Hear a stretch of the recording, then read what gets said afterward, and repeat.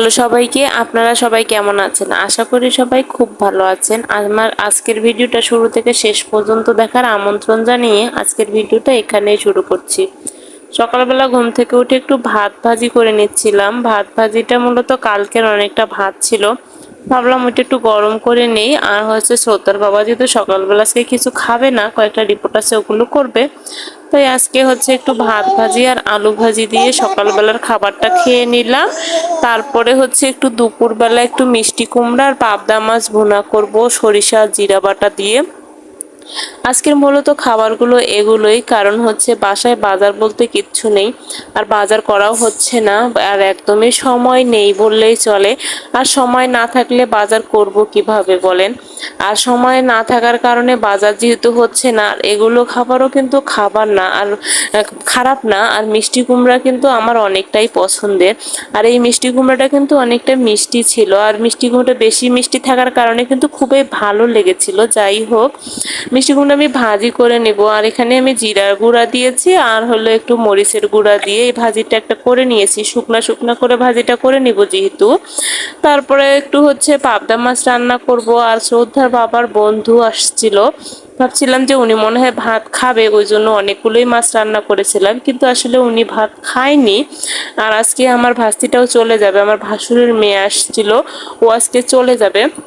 আর পাবদা মাছগুলো যে এত পরিমাণের পাতলা হয়, আর যতই আস্তে কাজ করি না কেন মাছগুলো মনে হয় একদমই ভেঙে যায়। যাই হোক, তারপরে মাছগুলো ভেজে নিচ্ছিলাম। আর পাবদা মাছ ভাজার সময় কিন্তু ফুটে আসে, আর আমাকে অনেকটাই ভয় লাগে পাবদা মাছটা রান্না করতে। আর এই যে পেঁয়াজগুলো ভেজে নিচ্ছিলাম, আর পেঁয়াজটা হচ্ছে আমি একটু হালকা ভেজে নেব, বেশি ভাজবো না। আর আমি যেহেতু পেঁয়াজটা আস্ত আস্ত রাখবো, একদম গলে যাওয়ার মতো করবো না, তাই বেশি ভাজবো না। আর এইদিকে হচ্ছে পাবদা মাছগুলো ভেজে নিয়েছিলাম, ভাবলাম যে ওই বাটিটাতে নামাবো, কিন্তু একদমই নামাতে পারিনি, কারণ হচ্ছে বাটিটা কিন্তু অনেকটাই ছোট। ভাবলাম পরে প্লেটে নামিয়ে নেই, আর প্লেটে নামালে কিন্তু হচ্ছে মাছগুলোও ভেঙে যাবে না, একদম ঠিকঠাকই থাকবে।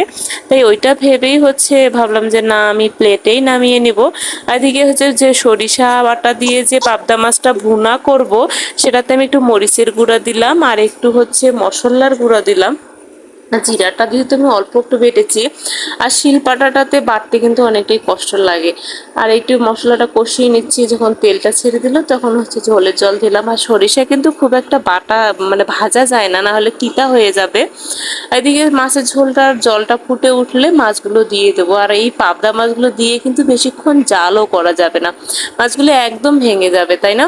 জালটা প্রায় অনেকটাই ফুটে উঠেছে, এবার মাছগুলো দিয়ে আর একটু জাল করে নামিয়ে নেব। আর এভাবে এই পাবদা মাছ ভুনাটা খেতে কিন্তু আজকে খুবই ভালো হয়েছিল।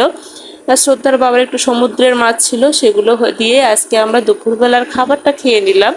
তো আজকের মতো এ পর্যন্ত, সবাই ভালো থাকবেন, সুস্থ থাকবেন, টাটা।